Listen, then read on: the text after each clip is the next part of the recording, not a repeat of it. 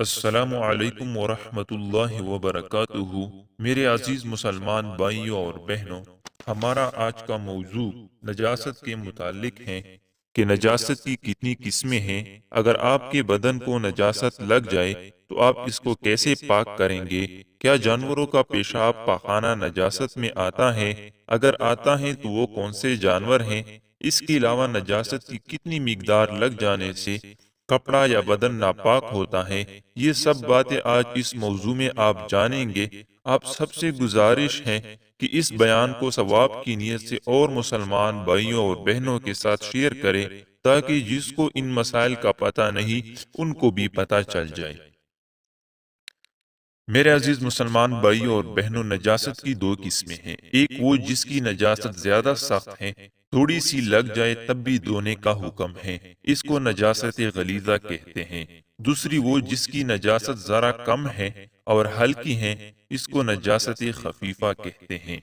خون اور آدمی کا پاخانہ، پیشاب اور منی اور شراب اور کتے بلی کا پاخانہ، پیشاب اور سور کا گوشت اور اس کے بال و ہڈی وغیرہ، اس کی ساری چیزیں، اور گھوڑے، گدے، خچر کی لد اور گائے، بیل، بھینس وغیرہ کا گوبر اور بکری، بھیڑ کی مہنگی، غرض یہ کہ سب جانوروں کا پاخانہ، اور مرغی، بطخ اور مرغابی کی بیٹ اور گدے اور خچر اور سب حرام جانوروں کا پیشاب، یہ سب چیزیں نجاست غلیظہ ہیں۔ چھوٹے دودھ پیتے بچے کا پیشاب یا پاخانہ بھی نجاست غلیظہ ہیں۔ حرام پرندوں کی بیٹ اور حلال جانوروں کا پیشاب جیسے بکری، گائے، بھینس وغیرہ اور گھوڑے کا پیشاب نجاست خفیفہ ہیں۔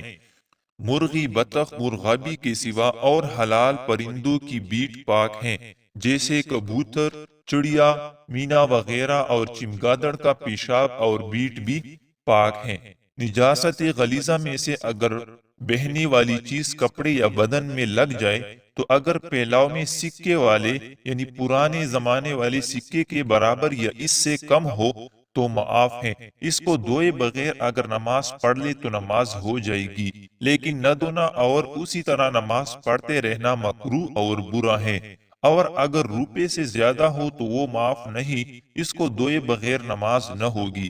اور اگر نجاست غلیظہ میں سے نہ بہنے والی یعنی گاڑی چیز لگ جائے جیسے پاخانہ اور مرغی وغیرہ کی بیٹ، تو اگر وزن میں 4.5 ماشا یا اس سے کم ہو تو دھوئے بغیر نماز درست ہے، اور اگر اس سے زیادہ لگ جائے تو دھوئے بغیر نماز درست نہیں۔ اگر نجاست خفیفہ کپڑے یا بدن میں لگ جائے تو جس حصے میں لگی ہے اگر اس کے چوتھائی سے کم ہو تو معاف ہے، اور اگر پورا چوتھائی یا اس سے زیادہ ہو تو معاف نہیں۔ یعنی اگر آستین میں لگی ہے تو آستین کے چوتھائی سے کم ہو، اور اگر کلی میں لگی ہے تو اس کی چوتھائی سے کم ہو، اگر کسی دوپٹہ میں لگی ہو تو اس کی چوتھائی سے کم ہو تب معاف ہے۔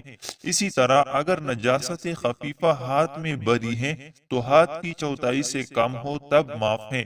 اسی طرح اگر ٹانگ میں لگ جائے تو اس کی چوتھائی سے کم ہو تب معاف ہے۔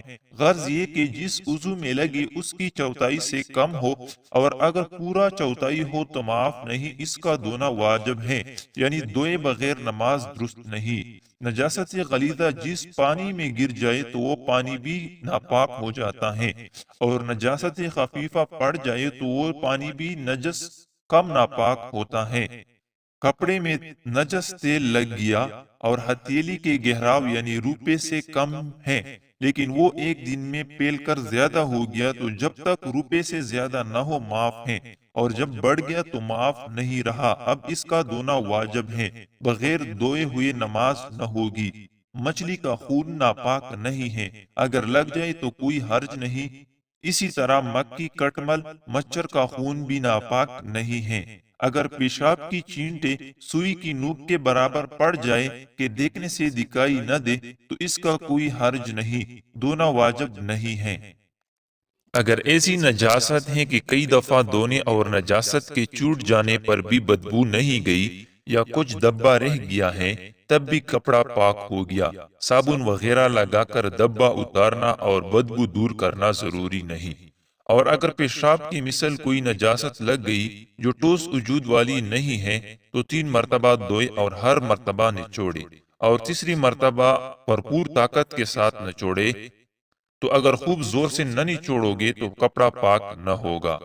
اگر نجاست ایسی چیز میں لگی ہے جس کو نچوڑا نہیں جا سکتا، جیسے چٹائی، زیور، مٹی یا چینی کے برتن وغیرہ، تو اس کے پاک کرنے کا طریقہ یہ ہے کہ ایک دفعہ دھو کر ٹھہر جائے، جب پانی ٹپکنا بند ہو جائے پھر دھوئے، پھر جب پانی ٹپکنا بند ہو جائے پھر دھوئے، اس طرح 3 دفعہ دھوئے تو وہ چیز پاک ہو جائے گی۔ زمین پر نجاست پڑ گئی، پھر ایسی خشک ہو گئی کہ نجاست کا نشان بالکل ختم ہو گیا، نہ تو نجاست کا دھبا ہے نہ بدبو آتی ہے، تو اس طرح خشک ہو جانے سے زمین پاک ہو جاتی ہے۔ لیکن ایسی زمین پر تیمم کرنا درست نہیں، البتہ نماز پڑھنا درست ہے۔ زمین پر جمی ہوئی گھاس بھی خشک ہو جانے اور نجاست کا نشان جاتے رہنے سے پاک ہو جاتی ہیں، لیکن اگر کٹی ہوئی گھاس ہو تو دھوئے بغیر پاک نہ ہوگی۔ نجس مٹی سے جو برتن کمار نے بنائے تو جب تک وہ کچے ہیں ناپاک ہیں، جب پکا لیے گئے تو پاک ہو گئے۔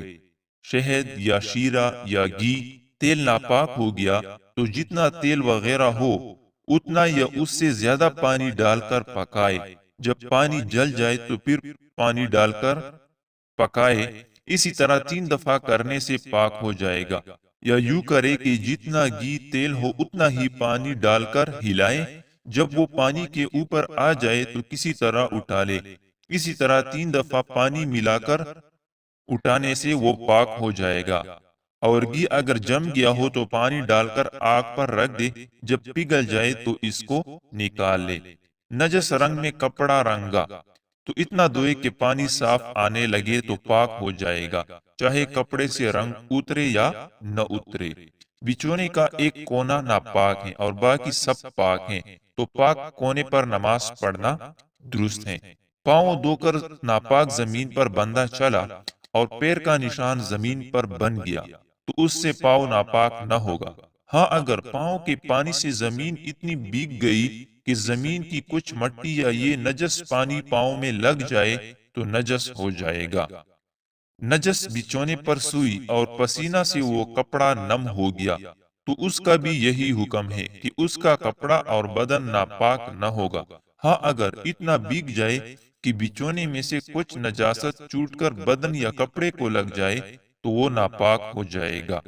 ناپاک مہندی ہاتھ پاؤں میں لگائی تو 3 دفعہ خوب دھو ڈالے، اس سے ہاتھ پاک ہو جائیں گے۔ رنگ کا اتارنا واجب نہیں ہے۔ ناپاک سرما یا کاجل آنکھوں میں لگایا تو اس کا پونجنا اور دھونا واجب نہیں۔ ہاں، اگر پیل کر آنکھ کے باہر آ گیا ہو تو دھونا واجب ہے۔ اسی طرح ناپاک تیل سر میں لگا لیا یا بدن پر لگا لیا تو قاعدہ کے مطابق 3 مرتبہ دھونے سے پاک ہو جائے گا۔ صابن وغیرہ لگا کر تیل کا اتارنا واجب نہیں ہے۔ کتے نے آٹے میں منہ ڈال دیا، بندر نے جھوٹا کر دیا، تو اگر آٹا گندا ہوا ہو تو جہاں منہ ڈالا ہے اتنا نکال ڈالے، باقی کا کھانا درست ہے۔ اور اگر سوکھا آٹا ہو تو جہاں جہاں اس کے منہ کا لعاب ہو وہ نکال دے، باقی سب پاک ہیں۔ کتے کا لعاب ناپاک ہے اور کتا خود ناپاک نہیں، سو اگر کتا کسی کے کپڑے یا بدن سے چو جائے تو ناپاک نہیں ہوتا، چاہے کتے کا بدن خشک ہو یا گیلا۔ ہاں، اگر کتے کے بدن پر کوئی نجاست لگی ہو تو وہ ناپاک ہے۔ ناپاک پانی میں جو کپڑا بھیگ گیا تھا اس کے ساتھ پاک کپڑے کو لپیٹ کر رکھ دیا اور اس کی تری اس پاک کپڑے میں آ گئی، لیکن نہ تو اس میں نجاست کا کچھ رنگ آیا نہ بدبو آئی، تو اگر یہ کپڑا اتنا بھیگ گیا ہو کہ نچوڑنے سے ایک آدھ قطرہ ٹپک پڑے یا نچوڑتے وقت ہاتھ بھیگ جائے تو وہ پاک کپڑا بھی ناپاک ہو جائے گا، اور اگر اتنا نہ بھیگا ہو تو پاک رہے گا۔ اور اگر پیشاب وغیرہ خاص نجاست کے بھیگے ہوئے کپڑے کے ساتھ لپیٹ دیا تو پاک کپڑے میں ذرا بھی اس کی نمی اور دبا آ گیا تو ناپاک ہو جائے گا۔ اگر لکڑی کا تختہ ایک طرف سے ناپاک ہے اور دوسری طرف سے پاک ہے، تو اگر اتنا موٹا ہے کہ بیچ سے چر سکتا ہے تو اس کو پلٹ کر دوسری طرف نماز پڑھنا درست ہے، اور اگر اتنا موٹا نہ ہو تو درست نہیں۔ 2 تہہ کا کوئی کپڑا ہے اور ایک تہہ نجس ہے اور دوسری پاک ہے، تو اگر دونوں تہ سیلی ہوئی نہ ہو تو پاک تہ کی طرف نماز پڑھنا درست ہے، اور اگر سیلی ہوئی ہو تو پاک تہ پر بھی نماز پڑھنا درست نہیں ہے۔ ہمارا آج کا موضوع یہاں پر ختم ہوتا ہے۔ آپ سب سے گزارش ہے کہ ہمارے چینل کو سبسکرائب کریں، گھنٹی کے نشان پر کلک کریں تاکہ ہر نئی آنے والی ویڈیو آپ کو بر وقت مل سکے۔ دعاؤں میں یاد رکھیے۔ اجازت دیجیے۔ اللہ حافظ۔